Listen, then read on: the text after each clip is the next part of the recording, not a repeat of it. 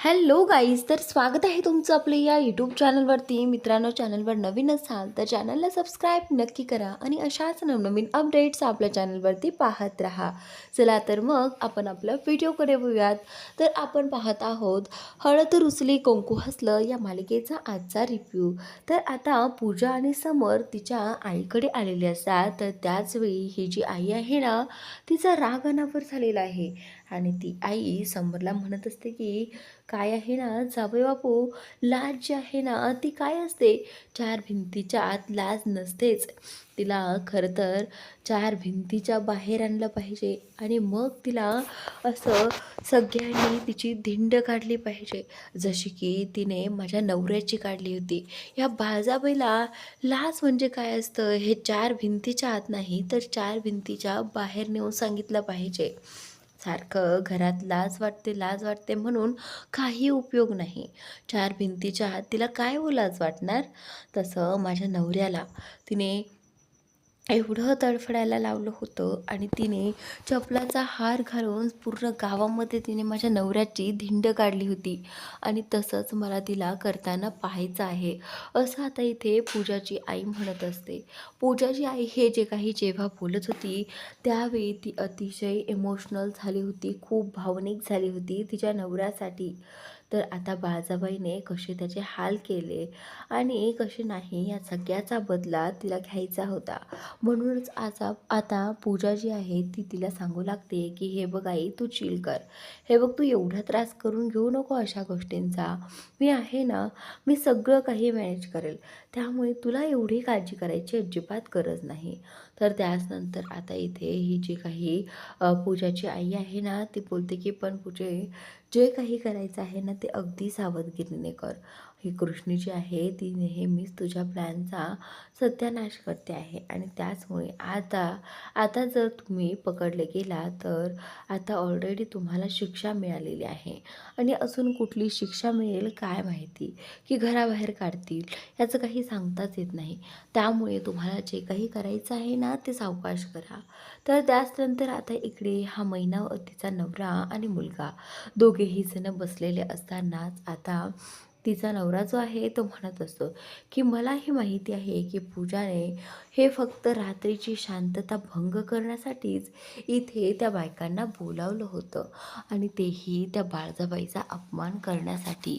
तर आता इथे हा जो मैनावतीचा मुलगा आहे तो बोलतो की ते काही का असेना, पण हे नक्की आहे की त्या बायकांना या पूजीनेच बोलवलं होतं, असं आता त्या दोघांमध्ये चर्चा चालू असते. तर त्याचवेळी आता इथे हा जो मैनावतीचा मुलगा आहे तो बोलतो की आता त्या पूजेला ब्लॅकमेल करायला हवं. तिला असं वाटतं की मांजर गुपचूप दूध पित आहे, पण तसं नाही आहे. तिला वाटत असेल की काही कोणाला कळलं नसेल, पण आपण इतके लहान नाही आहोत की आपल्याला काही कळणार नाही आहे. आता लवकरच तिला मी टॉर्चर करायला घेतो, असं आता इथे तो म्हणत असतो.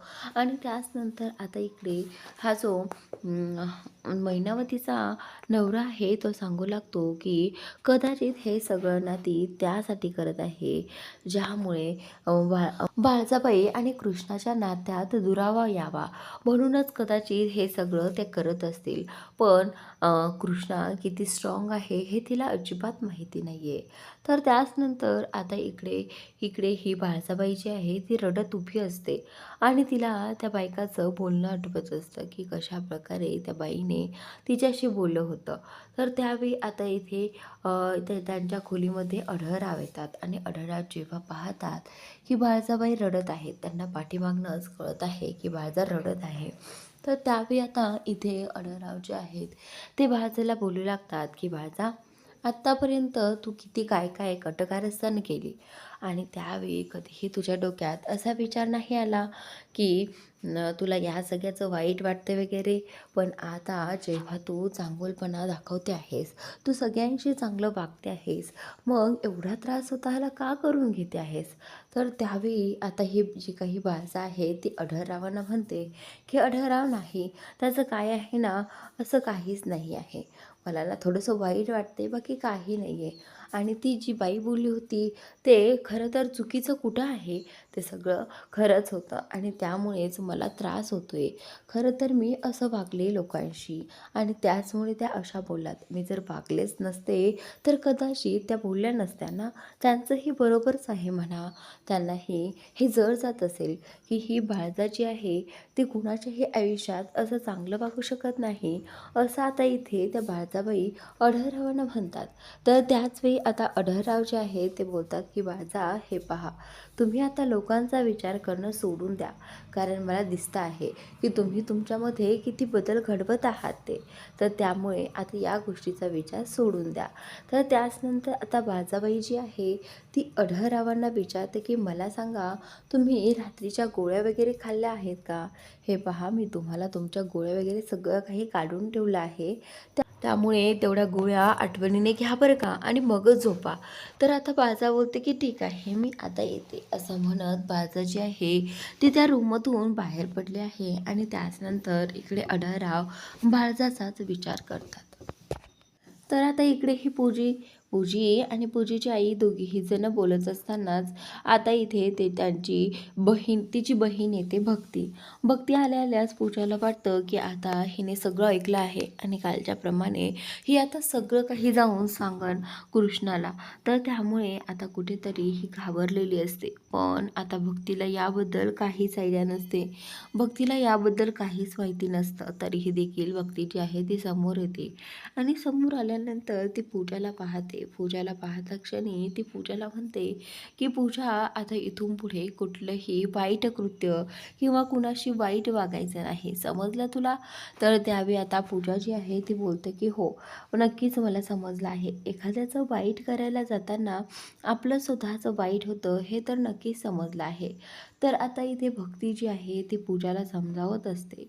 पूजाला म्हणते की पूजा, आता तू जे काही वागली होतीस ना त्या सगळ्याचा भक्तीवर आणि त्या बंब्यावरती किती परिणाम झाला आहे. त्यामुळे मी म्हणते की प्लीज तू असे कारस्थान रचू जात नको. तर त्याचनंतर आता इकडे भक्ती पूजाला समजावून सांगत असते खरं तर. पण पूजा जी आहे ती अगदी तिच्याच विचारांमध्ये हरवून गेलेली आहे. कुठेतरी पूजाला वाटतं की ही भक्ती चांगुलपणाचे आव्हानं मला चांगलं सांगत फिरते आहे. बरं झालं हिच्यासमोर जास्त काही बोलले नाही आणि हिने ऐकलं नाही. नाहीतर कृष्णाला हा प्लॅन देखील हिच्याकडनं कळाला असता. तर त्याचवेळी आता इथे ही जी काही भक्ती आहे ती कृष्ण इथे या पूजाला म्हणते की काय पाहते आहेस असं भूत बघितल्यासारखं?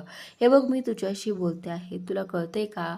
तर त्यावेळी आता भक्ती जी आहे ती बोलते की हे बघ, इथून पुढे ना नेहमी चांगलं वागायचं बरं का. भक्ती आता तिला सगळे काही धडे शिकवत असते आणि काय करायचं आणि कसं करायचं हे देखील सांगत असते. तर आता रात्रीच्या वेळी बाजाबाई जी आहे ती बाहेर सोफ्यावरती येऊन बसलेली आहे आणि तिच्या डोक्यात आणखीनही त्या बायकांचे ते विचार चाललेले असतात. तर आता दुष्यंत तिथे येतो. दुष्यंत आल्यानंतर पाहतोय की आईचा चेहरा किती पडला आहे. खरं तर यावेळी आईला सगळ्यात जास्त गरज म्हणजे माझी आहे, नाही तर तिच्या सोन्याची. तर त्याचनंतर आता दुष्यंत जो आहे तो बोलतात की झोपला नाहीत अजून? तर आता ती बोलते की नाही ना, झोपच येत नाही आहे. तर त्यावेळी आता दुष्यंत बोलतो की जास्त विचार केल्यानंतर झोप येत नाही आहे. काय गरज आहे जास्त विचार करण्याची? हे पहा, तुम्ही अगोदर कोणाशी कसं वागत होतात हे सगळ्यांनाच माहिती आहे. पण आता तुम्हाला कुठेतरी तुमची चूक कळाली आहे आणि मग तुम्ही असा चेहरा पाडून का बसला आहात, असं दुष्यंतला म्हणायचं असतं. खरं तर दुष्यंतला तिच्याशी सरळ सरळ बोलायचं असतं, पण तो जरा अडखळत तिच्याशी बोलतो. कारण त्याच्याकडे कम्फर्टनेसच नसतं. आत्तापर्यंत त्याने कधीही तिच्याशी बोललेलं नव्हतं आणि आज त्याला कुठेतरी जाणवलं आहे की त्याची आई खूप तुटली आहे, त्याची आई खूप बिथरली आहे आणि कुठेतरी आपण बोलल्यानंतर तिला बरं वाटेल याचा दुष्यंतने विचार केला आहे. तर आता ज्यावेळी आई अशी बसली होती अगदी तुटून, अगदी हताश होऊन, तर त्यावेळी दुष्यंतने ठरवलं की नाही, आपण आईशी बोललं पाहिजे. तर त्यावेळी आता दुष्यंत जो आहे तो बोलतो की मला तुमच्यामधला बदल हळूहळू दिसत आहे आणि कुठेतरी मला असं वाटतंय की तुमच्यामध्ये खूप मोठा बदल झाला आहे आणि हा बदल करणं सोपं नाही आहे. चांगुलपणाचा आव आणणं आणि चांगलं वागणं यात खूप फरक आहे. आणि तो तुम्ही केला आहे. म्हणजे तुम्ही चांगलेपणाचं आव आणत नाही आहात, तर चांगुलपणा स्वतःमध्ये आणण्याचा प्रयत्न करत आहात. असं सगळं आता इथे दुष्यंत जो आहे तो त्याच्या आईबद्दल बोलत असतो. तर आता इथे ही भक्ती जी आहे ती पूजाला म्हणत असते की पूजा, पण मला सांग, तू एवढ्या उशिरा इकडे आलीस कशाला? तर आता इथे ती तिचे प्रश्न विचारायला सुरुवात करते. पण पूजा जी आहे ती बोलते की काही नाही गं, असंच म्हटलं एकदा चक्कर मारावीत, काय चालायचं काय नाही पाहावं, बाकी काही नाही. आणि तसंही दिवसभर आता घरामध्ये काम करून करून खूप थकायला होतं अगं, आणि म्हणून म्हटलं बाहेर फेरफटका मारून यावं, असं आता तिने कारण सांगितलेलं आहे. तर त्याच नंतर इकडे बाळजाबाई जी आहे ती अगदी हताश होऊन बसल्यासारखी दिसत असते. तर आता दुष्यंत जो आहे तो तिच्याशी बोलत असतो, तुम्ही किती वाईट वागले असाल तर तरीही तुम्ही तुमच्यामध्ये बदल करण्याचं ठरवलं आहे, आणि कुठेतरी हाच निर्णय तुमचा मला आवडला आहे. तर आता इथे दुष्यंत जो आहे तो बोलतो की मी माझ्या आईला असं तुटताना नाही पाहू शकत. माझी आई अगदी कठोर आहे. माझी आई अगदी निष्ठुर होती, आणि तिला तिला कधीही कोणाची भीती वाटत नव्हती. ती कधीही कुठल्याही प्रसंगाला डगमगत नाही आहे, आणि त्याचमुळे मला असं वाटतं की यापुढेही तुम्ही खंबीर व्हावं. तुम्ही तुमच्या आयुष्याकडे नीट नजर द्यावी, जेणेकरून तुम्हाला तुमचं आयुष्य चांगलं जगता यावं. तर आता दुष्यंतने आईसाठी एवढे छान छान शब्द बोललेले असताना आईला खूप छान वाटतं. आईला अगदी भरून येतं. आणि त्याचनंतर आता इकडे इकडे हे पूजा तिच्या आईला म्हणत असते की आई, आता जे काही करायचं आहे ना ते अगदी सावधगिरीने करायचं आहे बघ, नाहीतर आता आपलं काही खरं नाही. ह्या कृष्णाला आणि बाजाबाईला तर मी धडा शिकवणारच आहे, असं आता इथे पूजा म्हणत असते. तर त्याचनंतर आता इकडे ही जी बाळजाबाई आहे ती आता दुष्यंतचं बोलणं ऐकून अगदी दुष्यंतमध्ये रमून गेली आहे. खरं तर दुष्यंत तिच्याशी अशा प्रकारे बोलेल याचीही तिला अपेक्षा नव्हती. पण आज असं काही घडल्यानंतर दुष्यंतला तिच्याबद्दल काहीतरी वाटत आहे, तिची काळजी वाटत आहे, हे पाहून तिला खूप बरं वाटतं. आणि तिला अगदी भरून येतं की दुष्यंतने तिची विचारपूस केली, तिच्याशी एवढं छान शब्द बोलला, तर त्यामुळे आता इथे तिला खूप हलकं वाटतं की तिचा दुष्यंत एवढ्या दिवसानंतर तिच्याशी बोलला.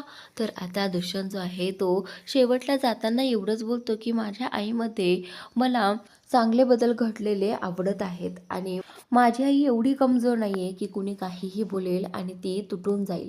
तुटून जाणाऱ्यातली माझी आई नाही आहे, आणि तिने तुटून जाऊही नये असं मला वाटतं, असं म्हणून दुष्यंत तिथून जातो. खरं तर यावेळी दुष्यंत जो आहे तो खूप भावनिक झाला होता त्याच्या आईसाठी.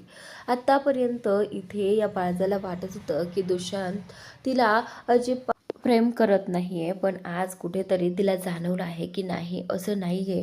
दुष्यंत तिच्यावरती खूप प्रेम करतो, आणि आत्तापर्यंत त्याने दाखवलं जरी नसलं तर आज त्याने दाखवलं आहे की त्याला त्याच्या आईची किती काळजी आहे ती.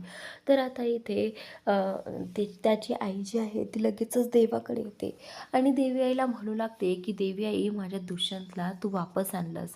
तू त्याला माझ्यापासून दूरही घेऊन गेली होतीस, पण आता पुन्हा माझा दुष्यंत माझ्या जवळ येताना मला दिसत आहे, आणि एवढ्या दिवसानंतर माझा दुष्यंत माझ्याशी बोलला आहे देवी आई. असं सगळं आता इथे ती देवी आईला सांगत असते, आणि तिला किती आनंद झाला आहे दुष्यंत आज तिला बोलला म्हणून, तर हे देखील ती देवी आईसमोर मांडत असते. तर त्याचनंतर आता ती देवी आईचे आभार देखील मानते की देवी आई, फक्त तुझ्याचमुळे आज त्या बायका जर घरामध्ये आल्या नसत्या आणि त्यांनी मला अपमान वगैरे केला नसता, तर माझा दुष्यंत माझ्याशी बोलला नसता. आज जे काही झालं आहे ते सगळं काही चांगल्यासाठीच झालं आहे, असं आता इथे बाळजाबाईला वाटू लागतं. तर त्याचनंतर आता इथे ज्यावेळी बाळजाबाई देवाचे आभार मानत असते, तर त्यावेळी पाठीमागून हे कृष्ण आलेले आहे, आणि कृष्णा जे आहे ते बाळजाबाईला म्हणत असते की बाळजाबाई, तुम्ही आता काळजीच करू नका. हे पहा, आता लवकरच दुष्यंत तुम्हाला माफ करतील. तर आता बाळजाबाई जी आहे ते कृष्णाला सांगू लागते की कृष्णा, तू पाहिलंस, हे बघ तू पाहिलंस का? मग दुष्यंत माझ्याशी बोलला. तर आता इथे कृष्णा जी आहे ती बळजावेला म्हणते की हो, मी ते सगळं पाहिलं आहे आणि मी माझ्या कानांनी ऐकलं देखील आहे. तर त्याचवेळी आता इथे बाळजाबाई जी आहे ती बोलते की मी आज खूप खुश आहे. तर आता कृष्णा बोलते की हे सगळं ना माझ्यामुळे झालं होतं. तुमच्यामध्ये आणि त्यांच्यामध्ये अंतर फक्त माझ्यामुळे आलं होतं.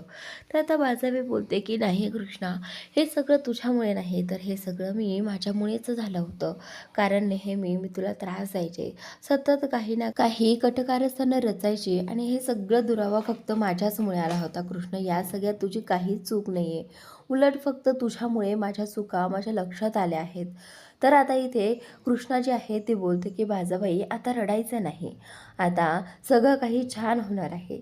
त्यामुळे प्लीज आता असं रडायचं नाही, असं म्हणत आता दोघीही एकमेकींना मिठी मारतात. आणि त्याचनंतर आता बाळजाबाई आणि कृष्णा दोघीही जणी एकमेकींशी बोलू लागतात. कृष्णा जी आहे ती बोलते की या सुखाला आता कुणाची नजर लागू नये, बस एवढंच. आता त्यानंतर इकडे बाळजाबाई पुन्हा एकदा देवाचे आभार मानते आणि जे काही झालं आहे त्यासाठी धन्यवाद म्हणते.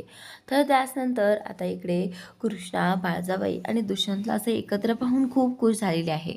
आणि खरं तर तिच्याही डोळ्यात अश्रू आलेले असतात, कारण एवढ्या वर्षांपासून दुष्यंत त्याच्या आईशी अजिबात बोलला नव्हता. पण कशामुळे का होईना तरी ते दोघेही जण बोलले आहेत. यामुळे तिलाही खूप आनंद होतो. इकडे पूजा जी आहे ती आता चहा ठेवत असते. तर तिथे तेवढ्यातच तो मैनावतीचा मुलगा येतो आणि तो आल्यानंतर आता इथे तो तिला म्हणू लागतो की काय मग पूजा, सगळं काही व्यवस्थित आहे ना? म्हणजे ते कालच्या त्या बायका वगैरे कुठे गेल्यात? हां, कुठे गेल्यात त्या? तर त्यावेळी आता इथे हा जो मैनावतीचा मुलगा पूजाला मुद्दामून त्रास देण्यासाठी हे सगळं बोलत असतो. तर आता पूजाच्या लक्षात आलेलं आहे की नक्कीच याने पाहिलं आहे. तर आता इथे हा जो मैनावतीचा मुलगा आहे तो बोलू लागतो की मला माहिती आहे कुणाला किती पैसे दिले, कुणाला काय बोलायला सांगितलं आणि या घरची शांतता भंग करायला सांगितलं. तर त्यावेळी आता इथे पूजा जी आहे ती बोलू लागते की हे बघ, मी असं काहीही केलं नाही आहे, त्यामुळे तू जास्त हे करू नकोस. माझ्या म्हणण्यानुसार त्या बायका आल्याच नव्हत्या. तर आता पूजा जी आहे ती खोटं बोलू लागते.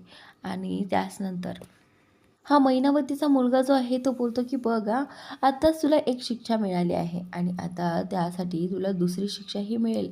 बघ मग काय करायचं आहे आणि काय नाही ते. तर त्यानंतर आता पूजा थोडा विचार करून म्हणते, आता काही झालं तरी कदाचित ह्याने पाहिलं आहे मला की मी काय काय कटकारस्थानं रचली आहेत, पण तरी देखील हा शांत आहे. तर आता तो म्हणू लागतो की पूजा मॅडम, मला सगळं ठाऊक आहे. रातच्या वेळेस तू कोणाला भेटायला गेली होतीस आणि कोणाशी काय बोललीस आणि कोणासोबत काय डील केली, हे सगळं मला माहिती आहे. त्यामुळे तू आता जास्त हुशार बनण्याचा प्रयत्न करूच नकोस, असं आता मैनावतीचा मुलगा इथे पूजाला म्हणत असतो. इकडे आता पूजा त्याचं बोलणं ऐकून स्तब्धच उभी राहते. तिला कळत नसतं की आता ह्याला काय करावं, ह्याचं तोंड कसं बंद करावं. आता जो तो उठून येतो, माझ्याच आडवी येतो. तर त्यानंतर आता इकडे कृष्णा दुष्यंतला म्हणत असते की अहो, मला एक काय वाटतं माहिती आहे का? तर त्यावेळी आता दुष्यंत जो आहे तो बोलतो की बोला मॅडम, काय वाटतं तुम्हाला? तर आता इथे कृष्णा जे आहे ते बोलतं की मला असं वाटतं की आढळरावांचं आणि बाळजाबाईंचं पुन्हा एकदा लग्न झालं पाहिजे. म्हणजे पहा ना, आता बाळजाबाई ज्या आहेत त्या खूप तुटून गेल्या आहेत आणि बाळजाबाईंना जे काही प्रश्न आहेत ना ते अगदी बरोबर देखील आहेत. असं घटस्फोटित बाईने या घरामध्ये राहणं चुकीचं देखील आहे आणि गावकऱ्यांचं तरी काय चुकलं आहे, हे पहा गावकऱ्यांनी फक्त खरं काय आहे ते सांगितलं आहे. तर त्याचनंतर आता इकडे दुष्यंत या गोष्टीचा विचार करू लागतो की खरंच हे योग्य असेल का? तर त्यानंतर कृष्णा आणि दुष्यंत या गोष्टीचा विचार करणार आहेत की अढळराव आणि बाळजाबाईच्या लग्नाच्या. तर त्यानंतर आता इकडे हा हा जो मैनावतीचा मुलगा आहे तो अजूनही पूजाला ब्लॅकमेल करत असतो. तरी देखील ही पूजा जी आहे ती घाबरत नाही. पूजा बोलते की हे बघ, माझ्या डोक्यात एक प्लॅन आहे. तर आता पूजाचा पुढचा प्लॅन त्याच्यासोबत मिळून होतो. तर आता इकडे हा मैनावतीचा मुलगा जो आहे तो पूजाचा प्लॅन ऐकत असतो. तर आता पूजा पुढचा प्लॅन सांगत आहे की मला असं वाटतंय की तू माझी मदत केली पाहिजेस. तू मला एक इम्पॉर्टंट माहिती मिळवून दिली पाहिजे. तर आता तो बोलतो की कसली माहिती? तर आता ती सांगू लागते की त्या बाळजाबाईला ना चांगुलपणाचा झटका आला पाहिजे. आणि त्या पापाचा एक जरी थेंब माझ्या हाती लागला ना पुरावा, तर मी त्या चांगुलपणाचा पूर्ण ह्याच्यात पाऊस पाडून टाकेल. एका थेंबाचा पूर्ण गावामध्ये पाऊस पडेल, असं आता इथे पूजा म्हणत असते. तिला असं म्हणायचं असतं की फक्त मला एक पुरावा काफी आहे या बाजाबाईच्या चांगुलपणाचा, आव आणण्याचा, तर मी गावकऱ्यांसमोर सगळं काही मांडेल, असं आता पूजाला इथे म्हणायचं असतं. तर मित्रांनो, आजचा भाग इथे संपतोय. पुढील भाग नक्की पहा. आणि तुम्ही अजूनही आपल्या या यूट्यूब चॅनलला सबस्क्राईब केलं नसेल तर सबस्क्राईब करा, जेणेकरून तुम्हाला अशाच नवनवीन अपडेट्स आपल्या या चॅनलवरती पाहायला मिळतील. Thanks for watching.